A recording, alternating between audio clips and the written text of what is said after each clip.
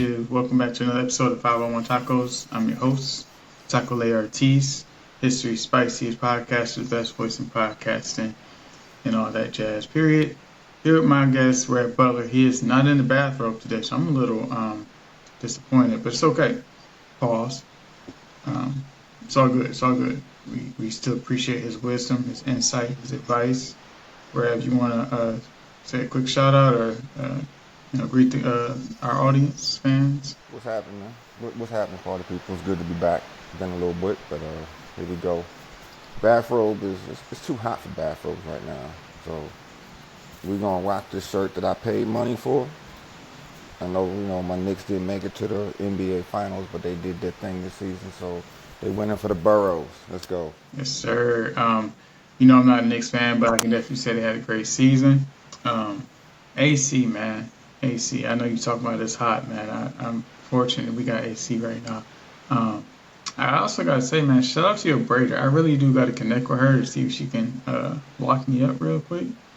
Do these two-strand twists, because the braid's looking nice, man. I appreciate that. Yeah, she's on point. We got some joint content coming out. I told her I was going to shout her out on TikTok. It's funny. I mean, she's doing a thing, young lady. Early 20s, getting her hustle on. So, we don't have a whole lot of wisdom to drop, but you're gonna see who she is and what she does. We're gonna get some joint content, and she just has a good outlook for the world. That's good, man. How to get things going. Talking about always, working hard to get that same day paid. So, you're gonna see her, and hopefully you get in. She gonna do you right. Yeah, I'm gonna have to check her out, and I think you can get wisdom from everybody, man. I learn a lot just from my students, so I appreciate that. You mentioned two things, though, I think would kind of segue real nicely into the first topic, a burnout. You mentioned how it's been a minute since we have recorded. Both of our schedules have kind of just been chaos, basically, for lack of a better word. And then you mentioned your braider. Can you give me her name again, actually? Styles by Niche. So Styles by Niche, yeah. So Niche, you mentioned a braider, really getting her hustle on. I think that's just a good way to jump into the first topic of burnout culture. Nothing against hustling, but I'm big on the mind that everything in moderation. You gotta have some balance. You gotta build in some rest. But you want to comment on that first, and I'll just add my 2 cents. After. Excuse me. One thing we talk about the workplace balance or work-life balance. It's not the same for everybody. Yeah. There's no one formula that's going to get everybody on point or where they need to be. So you have to sit down and evaluate where you want to go, what you're doing, and how you're going to get there. So watching someone else and getting their schedule, it'll help you, but it may not be the schedule you need for you. So it's important to understand your world, because your balance is not everybody else's. That formula does not exist. Can't say 3 hours, with 24, 8 hours of sleep, 8 hours of work, 8 hours of rest. Some people, when you're younger, you don't need 8 hours of sleep. When you get up to be, close to my age and older, you may need 10 hours of sleep. But I'm also a little older. I've been able to establish a few things, so you don't copy my style.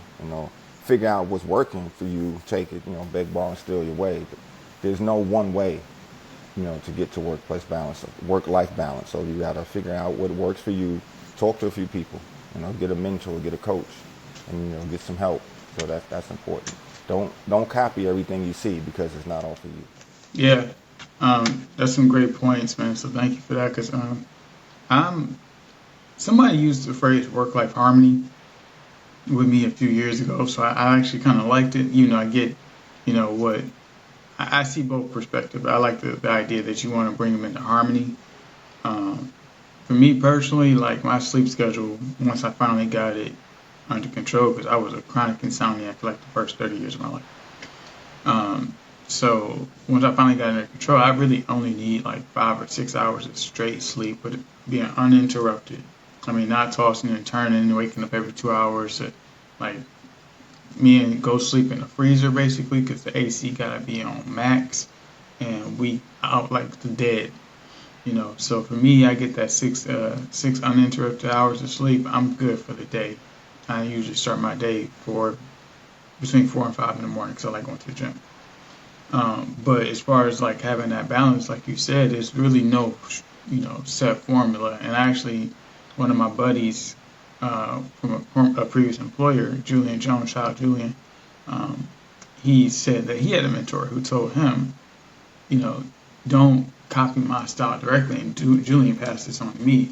He like you just look at somebody that you might put on your vision board or you might try to model yourself after, but work for them probably is not going to work one on one for you. So for me, I like to look at certain people that I look up to, aspire to. Yourself, Smitty, my mentor Amy. There's a few others I'm probably forgetting, but long and short of that, it's just I try to take little pieces here and there, and then make it work for me. Because that's what Julian, ended up passing down to me was that, you know, um, you kind of use them almost like a blueprint or a template. But you put you into that role, and if that's what you want to do. Julian ended up pivoting a little bit because he realized that he was, just basically trying to copy and paste somebody else's in his, plan to get to financial success or whatever that looks like. He had a goal to hit 6 figures by 30, and he made it. So shout out to him. But that was something I just learned. It's just that there is no one to one. Like I'm not. I use Jay Z as an example. I'm not gonna look at Jay Z and try to be exactly like Jay Z. Like I don't rap. I don't. I love music. I make playlists and stuff, but I'm not gonna try to do exactly what Jay Z did to get to that. And it's not. It's a different time from when Jay Z dropped Reasonable Doubt. So same thing with athletes and everything. And so I just right now I'm going Taco's way to get to my own sense of fulfillment, which is something that I'm learning a lot in my business class. Is just what does fulfillment look like for me? Because happiness and fulfillment is apparently two different things. Um, well, if y'all didn't know that, it's two different things. So right now I'm trying to find that it's the same. Again, that's a definition that for some people it may be the same thing. Yeah, It's not a words and definitions are important, but they don't mean the same thing to different people. yeah, And it's important to have a blueprint, but you got to figure out what that blueprint is for you. yeah. So I get that. I mean, the more you learn, you learn better, you do better. So Yeah. you're separating the two. So fulfillment and happiness, for you Well, don't line up right now, which is cool. And that's important. So well, the definition that was given is that happiness. I think we discussed this. Happiness is more short term. I'm happy because I won this Brazilian Jiu Jitsu tournament. I'm happy because I hit this small goal. Or fulfillment is like in the way it was defined because I'm actually on this big Simon Sinek binge right now. I'm just taking a lot of his content, but um, fulfillment is more like I'm in my purpose and I'm doing things daily that fulfill me in my role as a leader. Let me put it that way, because I'm stepping into my own as a leader, actually starting, and it's not going to be anytime soon. So I'm kind of keeping this under, I'm a lot closer to the chest, but starting a mentor group for young black men. I'm gonna leave it right there, and we can discuss it as I finally get the ball rolling. But I'm working with some associations I've met through my work and travel. So, but yeah, that's what's up, just man. That's important. Find what works yeah, and work it. yeah, appreciate it, man. It's just doing little things here and there to give back to my community. And be a servant leader, and help young men avoid some of the pitfalls that I end up falling for early in my career. So just doing what I can to get back so that we can all be successful. But just to that point, that fulfills me. Doing little stuff like that, or I get happiness when I get to roll on the mat. I don't expect that happiness from our roll Tuesday to last me all the way till tomorrow. But I get fulfillment from doing things like this daily that stand true to what I am. So that's how I learned it. It actually helped me out a bit. And that kind of goes back to more to the burnout topic of I'm not necessarily chasing things so aggressively like I would have. I'm actually, pulling back more. And life has taught me in probably the most brutal way possible to just, Smitty tells me this all the time, just sit still. Just be still for a minute. Just relax. And once I start doing that more, I just realized a lot of stuff was not, I was letting stuff stress me out more than it should have. And that was contributing to more burnout. So, um, just practicing stillness.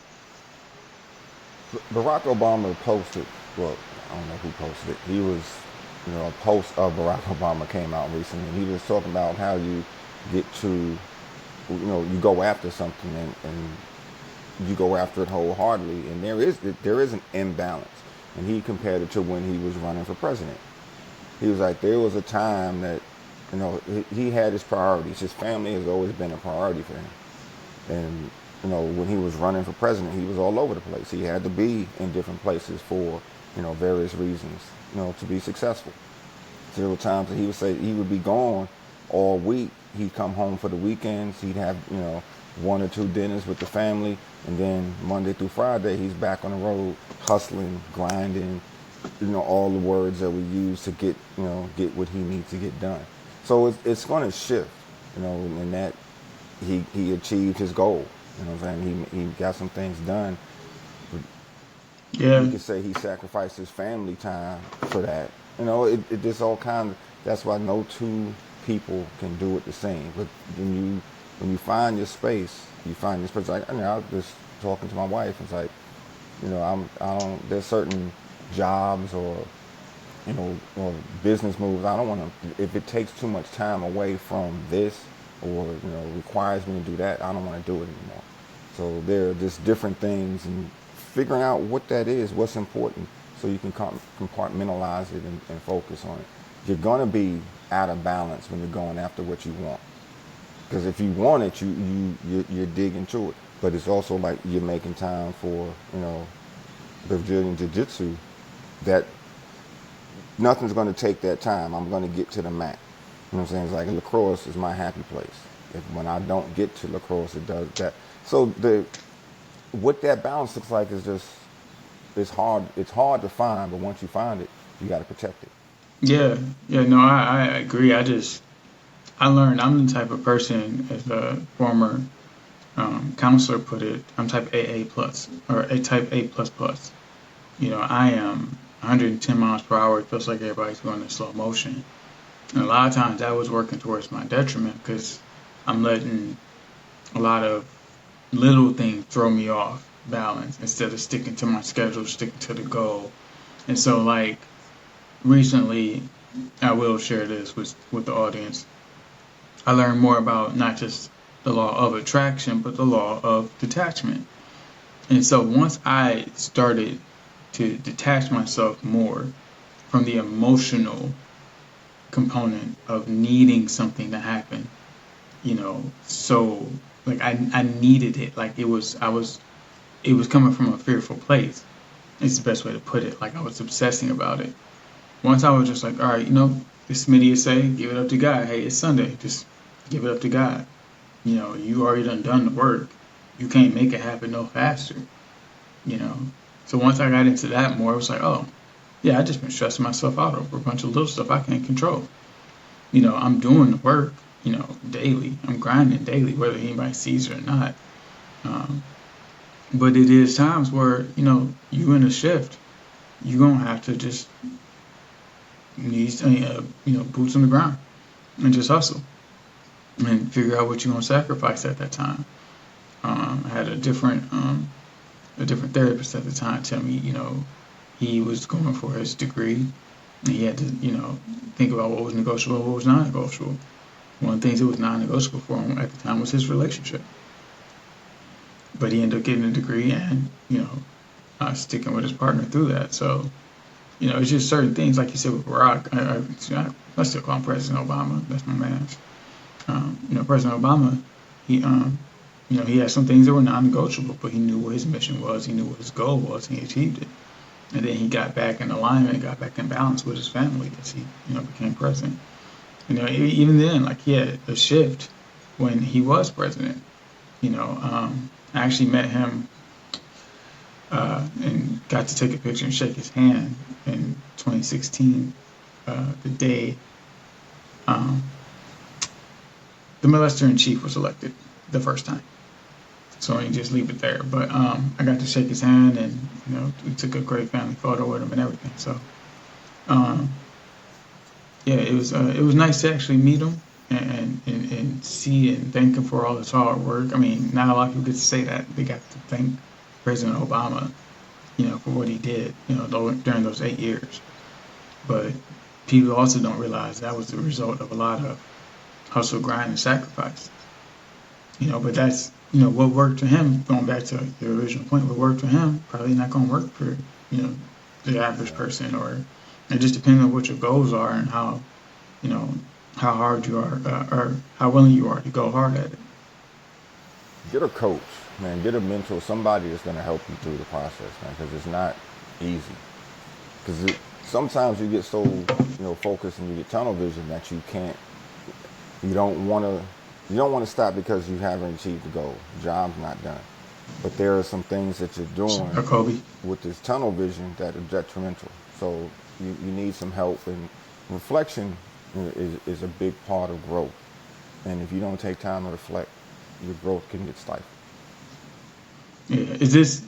I just want to clarify. Is that for me personally, or just in general? Because I got mentors. No, that's just in general. Okay. Yeah. That's just in general. I mean, if you have the people, you have the people. But it's important to have people. Because to get out here on your own, to work in a silo and to be a solopreneur, solo, whatever you want to call it. Lone wolf. You did it, but having a team, having some support, having some people is important. Yeah. That's the family piece. Family is a word that I have family visiting now. We don't have friends. If you're not family, you're not rolling with us. And this is kind of a nice segue into two different points before we take a brief pause. And actually, let's do that. We have about 18 minutes. Let's pause and then jump right back in. You good with that? All right, but All right, cool. One second.